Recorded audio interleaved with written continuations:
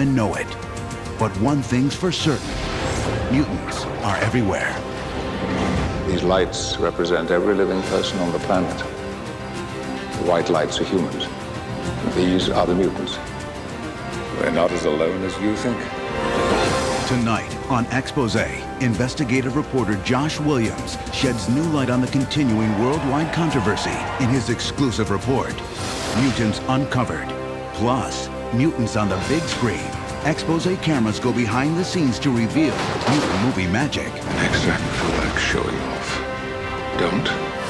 Now from New York, Terry Anzer. Since the discovery of their existence, mutants have been regarded with fear, suspicion, often hatred. But is all this worry based on evidence or ignorance? Tonight on Exposé, we'll present both sides of the story, including some surprising statements from the very senator who just 3 short years ago authored the controversial Mutant Registration Act. But we begin with the question on everybody's mind. Who are these mutants?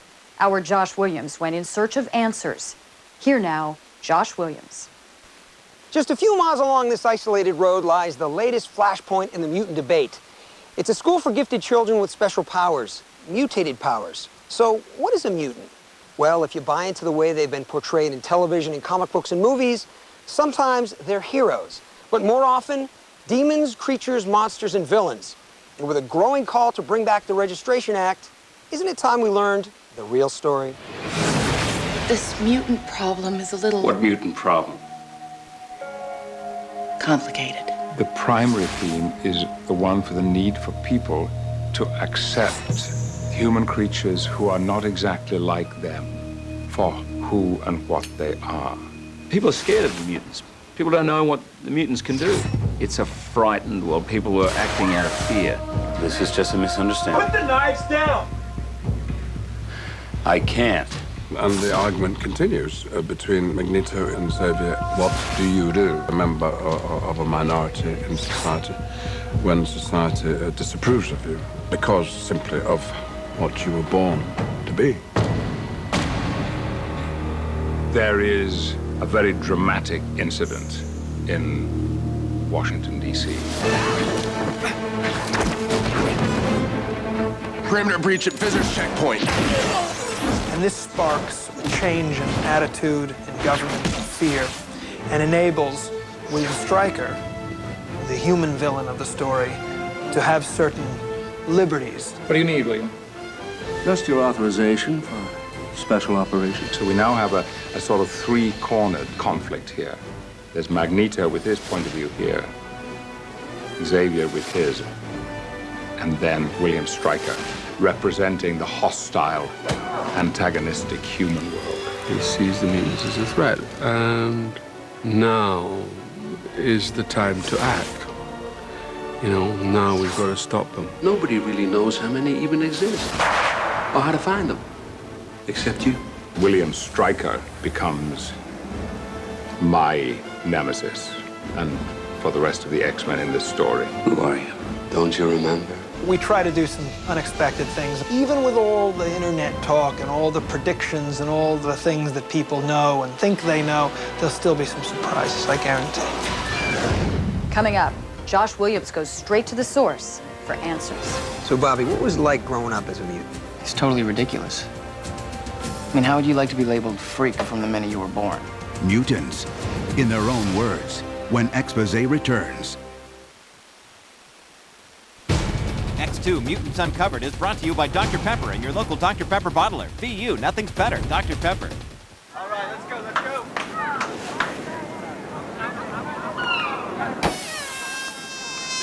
Big fan of the X-Men? Dr. Pepper can make it pay off with the Dr. Pepper $100,000 X-Men game for the new X2 movie. Look under the cap of specially marked packages for your chance to instantly win one of 10 $100,000 cash grand prizes, or thousands of other prizes. Could you give me a hand with... The $100,000 X-Men game, only from Dr. Pepper. Exposé, Mutants Uncovered. In New York, Terry Anzer. So much of what we know about mutants is based on conjecture and hearsay. That's why Josh Williams went straight to the source, a mutant, for answers. Once again, Josh Williams. So meet Bobby Drake, or as we've come to know him, Iceman. Hey! He claims to be a typical mutant. He claims to be no different than you and me. It's totally ridiculous. I mean, how would you like to be labeled freak from the minute you were born? And what most people constantly forget in this battle to demonize anyone they consider different is that, I mean, evolution is nothing more than a history of mutation. We're all mutants. No matter how frightening that concept might be for some. Well, I gotta tell you, sitting here talking to you, you seem like a great normal kid. So you mean to tell me that there's nowhere at all where you feel accepted? Not even at home? As I was about to find out for Bobby, the answer is especially not at home. Well, you have to understand the mutant problem. It's very complicated. When you hear that you're going to have a child, you have certain expectations. When you have a mutant, We have to come to learn what this is all about and come to grips with it. we're thinking of starting a support group.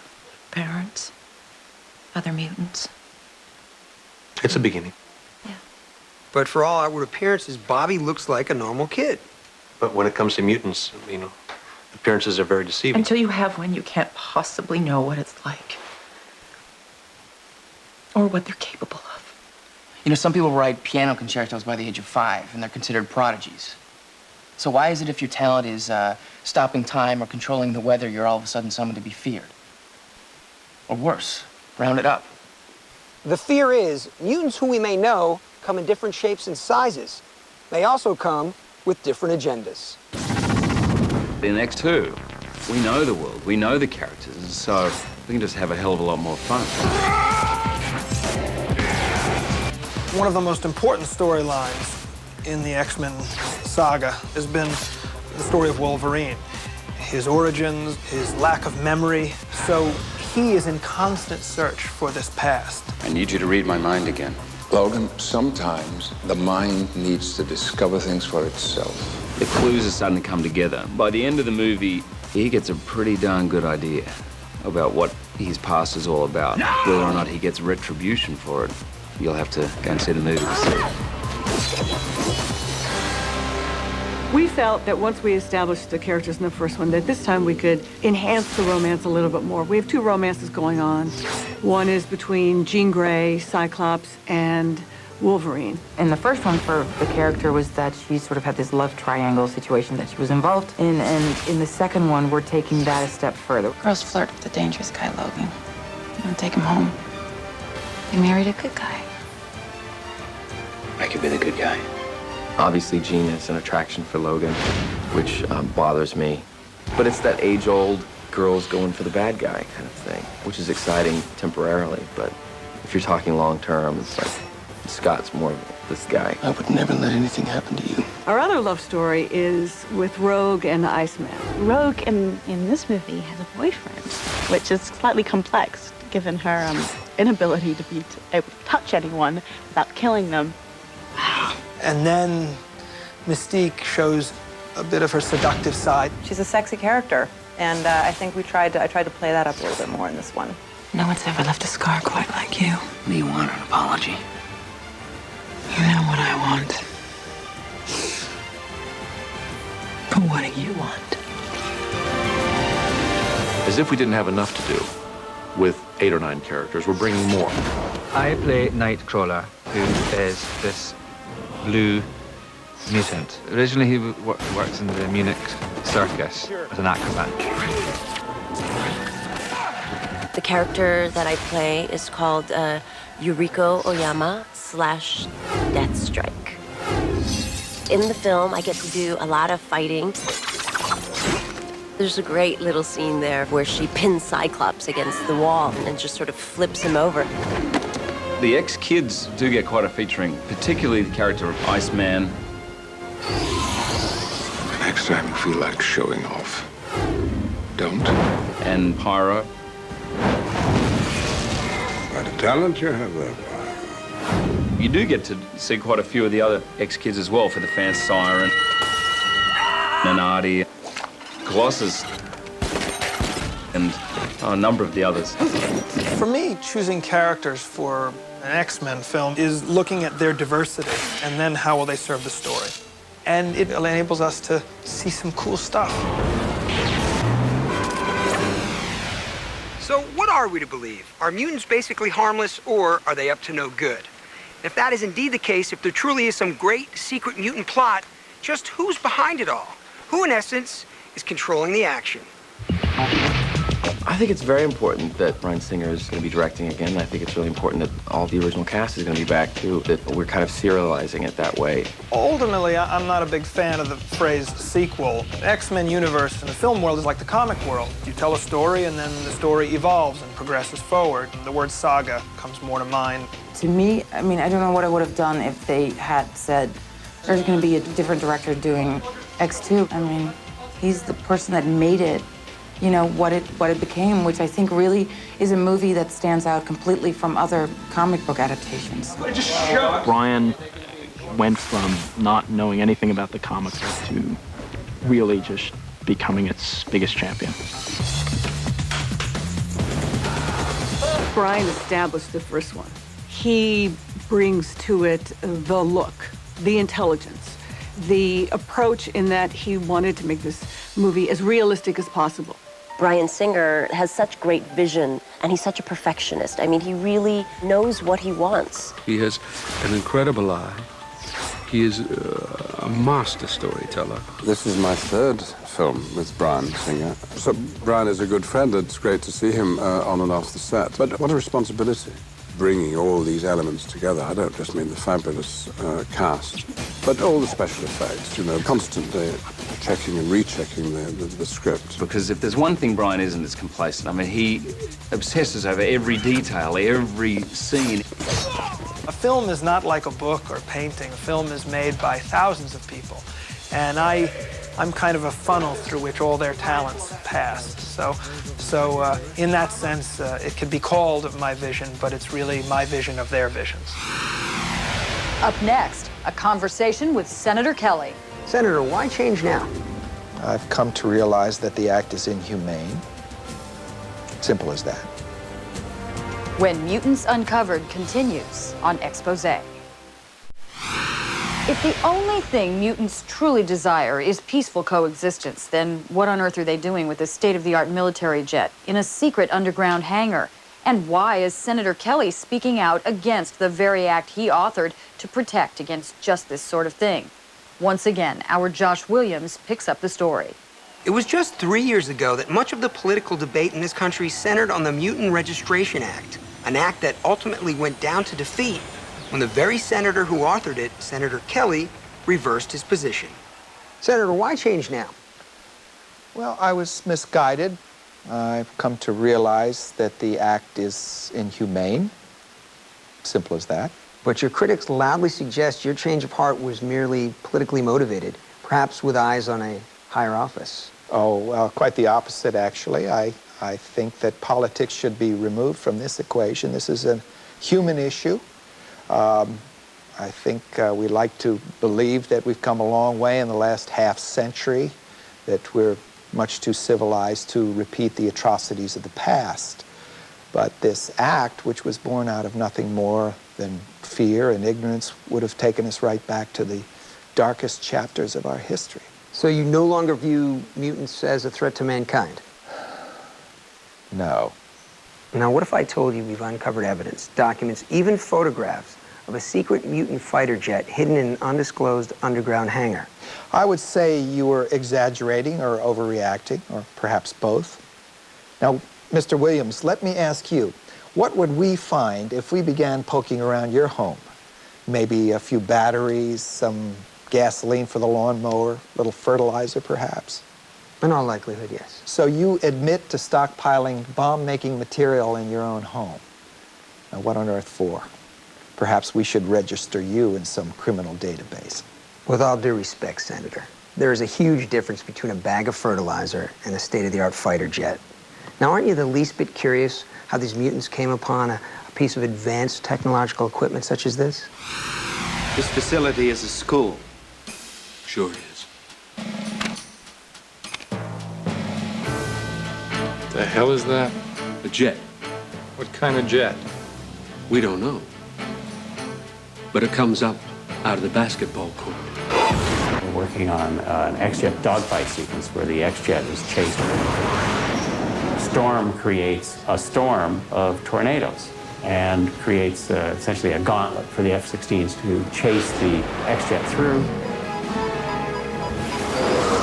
I think we have probably more twisters in the first 2 or 3 cuts of this chase sequence than they had in the entire movie Twister. I worked on how we were going to accomplish creating over 100 tornadoes for the dogfight sequence. Where we start is way back in animation. We get a file with a camera move along with tornadoes. These are the base for our system.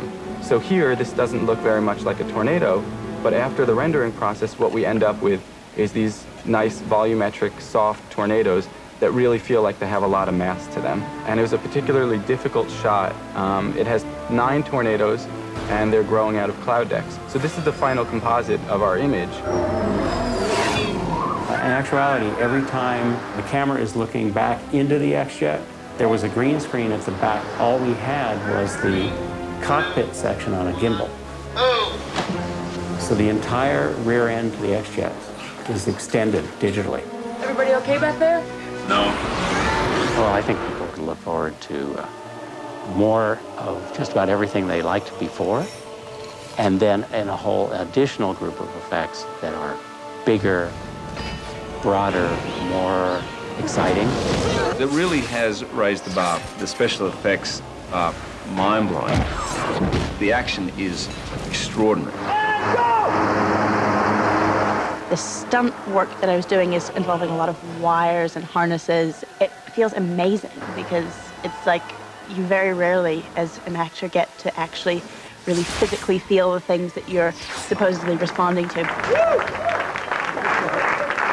There's a moment where the kids are being trapped, and unbeknownst to them, Wolverine is up, let me tell you, quite high. So when I was doing that stunt, you know, I turned up, and as always, I asked my double to do it first. I just wanted to make sure it's possible and he's not going to kill himself. He landed safe, and I thought, what the hell? So I get up there, and of course, it's one thing to look up and watch someone do it. By the time you get up to the top there, you're like, whoa. Hugh, are you set, sir? Set. So what could I do? I jump off. We made it. Walked away from another one.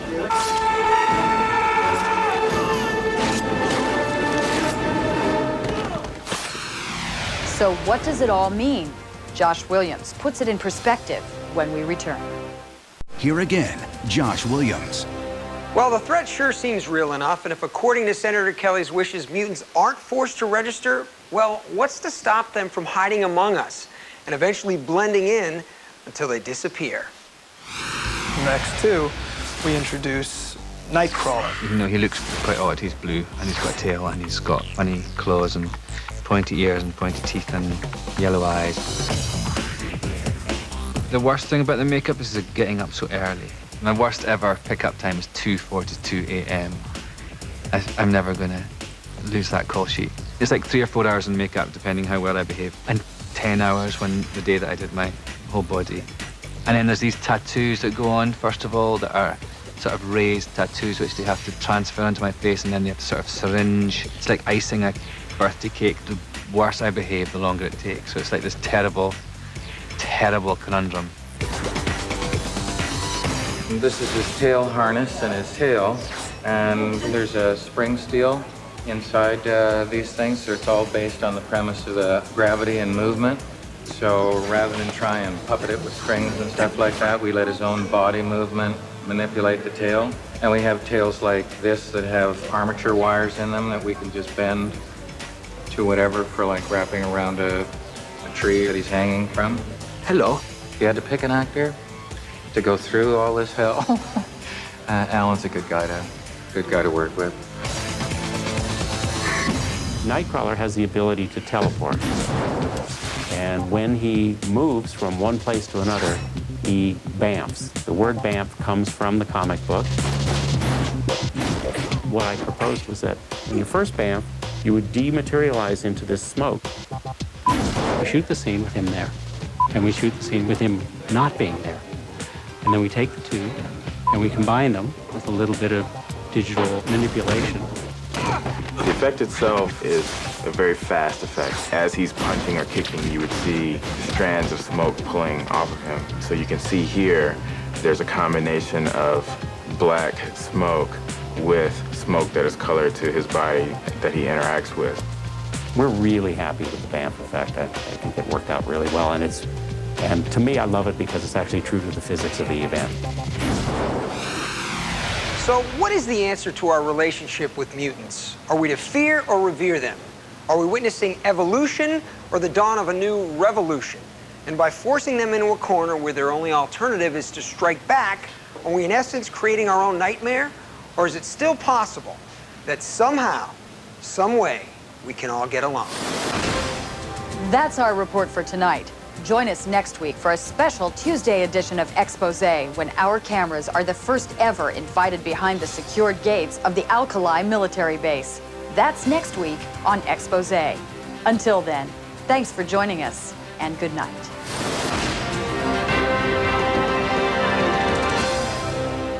We're out. Thanks, everyone. Great job. We'll see you on Tuesday. Thanks, guys. I'm out of here.